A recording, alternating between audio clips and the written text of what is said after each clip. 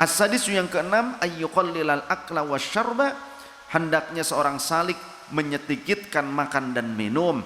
Fa inna syab'a yamna'u minal ibadati, karena sesungguhnya terlalu kenyang, terlalu sering kenyang itu bisa mencegah kepada ibadah, bisa menghalangi ibadah, berat buat ibadah. Wa yuthqilul badana, dan membuat badan itu menjadi berat untuk beraktivitas.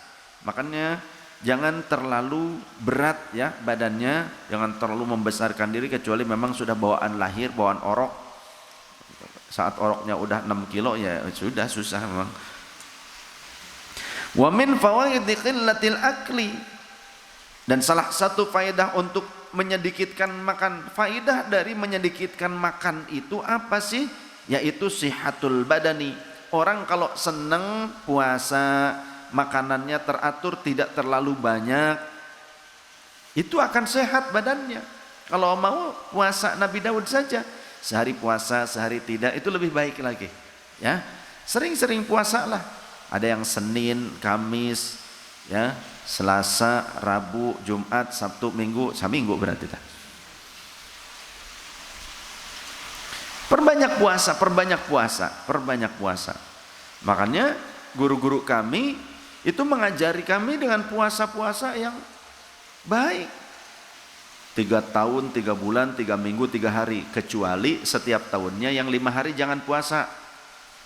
Idul Fitri, Idul Adha, dan 3 hari tasyrik itu haram puasa. Itu sih buka biasa.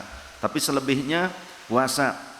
Yang 3 tahun, selama 3 tahun, 3 bulan, 3 minggu, 3 hari itu ya, kecuali 5 hari dalam setahun yang Idul Fitri, Idul Adha, dan 3 hari tasyrik jangan puasa. Selebihnya puasa.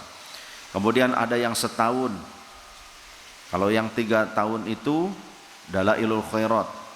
Ada yang setahun Dalailul Quran, tiap hari baca Quran minimal 1 juz. Pokoknya kalau sehari tiap harinya 1 juz ya 1 juz terus, atau 1 bulan dapat 1 khataman Quran. Contoh, saumnya setahun kecuali 5 hari dalam setahun, jangan dihitung itu mah ya. Ada juga nanti yang saum lainnya terus, yang tidak makan nasi, tidak makan makanan pokok, supaya apa bahasanya, ngabebet ati, makanannya ubi-ubian, makannya tuh daun-daunan. Nah, berapa lama? Ya kurang lebih juga 3 tahun atau minimal setahun. Yang 5 hari jangan puasa, tapi yang 5 hari enggak puasa pun tetap enggak makan makanan pokok gitu. Nanti pakai kacang-kacangan, jagung, pakainya daun-daunan, ubi-ubian gitu. Walaupun bentuknya sudah jadi kue terbuat dari beras, jangan dimakan, dihindari. Supaya apa? Supaya kita menempa diri, meyakinkan kepada ego bahwa bukan ini yang membuatmu hidup ya, tapi Allah. Jadi mengajari kita, diri kita ini, mutu qabla an tamutu, matilah kalian sebelum mati. Kata baginda Rasul kan begitu, mutu qabla an tamutu, matilah kalian sebelum mati. Maksudnya apa? Matikan ego kalian. Kan ego kita baru akan mati kalau sudah kematian datang, baru kita sadar itu. Wa'bud rabbaka hatta ya'tiyakal yaqin. Tapi saat ini kita ibadah saja tetap pakai ego. Sholat aja baru mau sholat hajat kalau ada keinginan. Gak ada keinginan, gak mau sholat hajat, sholat sunnahnya kurang. Itu kan? Baru mau wirid kalau ada keinginan duniawi.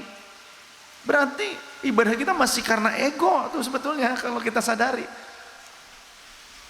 Baru nanti setelah mati baru sadar, oh gitu kan, oh gitu, baru oh-ohan. Maka matikan diri kalian, ego kalian, nafsu kalian sebelum kalian mati. Jangan nunggu mati dulu kalian bisa mengendalikan nafsu dan egomu.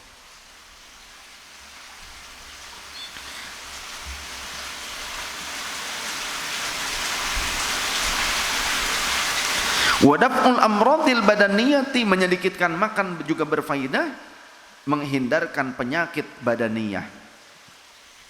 Ya betul. Ketika banyaknya saum, banyak puasa sunnah, itu ternyata penyakit tuh minim. Penyakit tuh minim. Coba sok. Makanya seperti Mas Ferry ini yang puasa aja nih. Dia mah nggak takut sama koronong-koronong. Pergi kemana-mana musim corona biasa aja itu. Tes PCR negatif. Naik motor, ya lintas provinsi nggak sakit.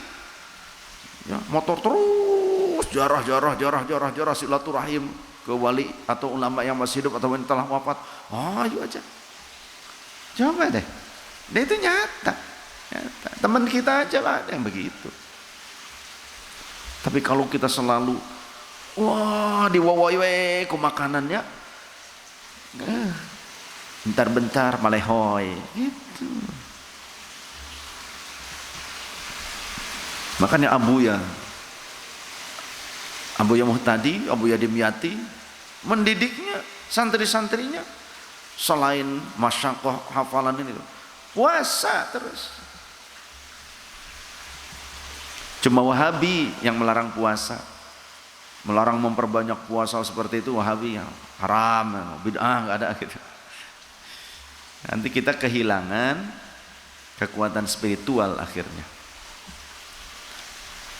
Fa inna sababaha kathratul akli wa kathratus syurbi, karena sesungguhnya banyaknya penyakit badaniyah itu dikarenakan terlalu banyak makanan dan minuman yang terus dimasukkan ke dalam tubuh kita, tidak diatur. Kama qila, sebagaimana ada ungkapan dalam sebuah syairnya para ulama, fa inna da'a aktsaru ma tarahu, sesungguhnya penyakit yang kau saksikan itu kebanyakannya yakunu minat tu'ami aw syarabi, itu timbul dari makanan dan minuman. Wasihatul qulubi minat tughyani wal batari, sedangkan sehatnya hati, sehatnya jiwa itu terhindar dari melampaui batas. Walam yura ahadun minal awliya'i wal a'immati wal ulama'il akhyari yattasifu aw yusafu bi kathratil akli wala hamida bihi, dan tidak akan pernah kau jumpai, tidak tampak dari seorang wali Allah ataupun pemimpin umat, a'immah, para ulama, pemimpin umat dan para ulama yang terpilih yang bersifat atau mempunyai ciri seperti itu, mereka tidak pernah terlihat banyak makan, ya, bi kathratil akli wala hamida bihi, dan tidak akan terpuji dengan banyak makan itu. Tapi awas, hati-hati, jangan berarti ketika kita baru melihat sekali dalam satu momen kemudian kita mengeneralisir. Seperti halnya putri Imam Ahmad bin Hambal ketika Imam Syafi'i datang berkunjung nginep di rumah muridnya, yakni rumah Imam Ahmad bin Hambal. Nah, begitu kagumnya putri Imam Ahmad kepada Imam Syafi'i karena sering diceritakan kehebatannya, makom yang luar biasa yang dimiliki oleh Imam Syafi'i. Tapi ternyata sempat di luar prediksi, salah prediksi putrinya Imam Ahmad bin Hambal. Ketika malam terlihat Imam Syafi'i tidur, kemudian pas disuguhi makanan banyak makan, ya, siang harinya disuguhin makanan makan juga gitu, tidak puasa. Akhirnya sempat ngomong kepada ayahnya, ayah, katanya guru ayah itu Imam Syafi'i itu hebat, orang-orang banyak menceritakan makom beliau, keagungan beliau, keutamaan beliau, tapi kok malam tidur, kemudian siang juga nggak saum, dia makan dikasih makanan, disuguhin banyak makan gitu. Gimana akhirnya? Malah terdengar oleh Imam Syafi'i. Lalu kemudian Imam Syafi'i menjelaskan, wahai anakku, sesungguhnya engkau melihatku tidur semalam karena aku sedang memikirkan tentang sebuah ketetapan hukum yang akan dibutuhkan oleh umat. Maka memikirkan ilmu dalam 1 jam saja, dalam 1 waktu, itu lebih baik dibandingkan dengan sholat sunnah 1000 rakaat. Kemudian kenapa aku kok senang memakan suguhan dari ayahmu?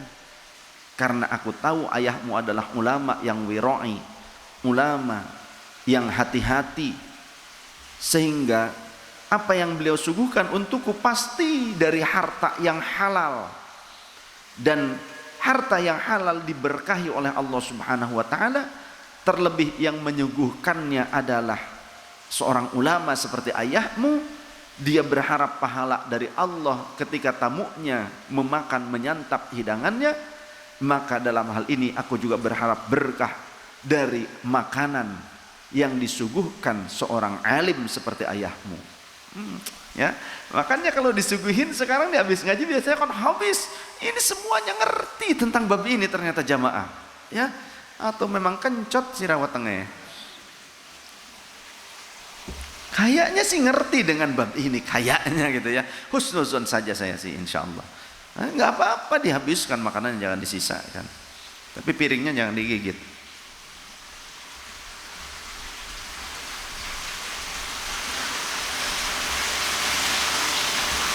Wa innama tuhmadu kathratul akli minad dawab billati la ta'qilu wa tursadu lil amali. Banyak makan, ya, oleh karenanya banyak makan tidak akan terpuji. Banyak makan hanya akan terpuji pada binatang saja yang tidak berakal dan dipersiapkan untuk bekerja. Coba kalau kita punya binatang, makannya banyak, gemuk, kuat, seneng kan kita yang punyanya ya kan? Wah, lahap, mantep nih, hebat nih, ayo makan yang lahap. Kita melihat binatang yang lahap makannya itu kita senang. Karena dia dipersiapkan untuk menjadi pekerja.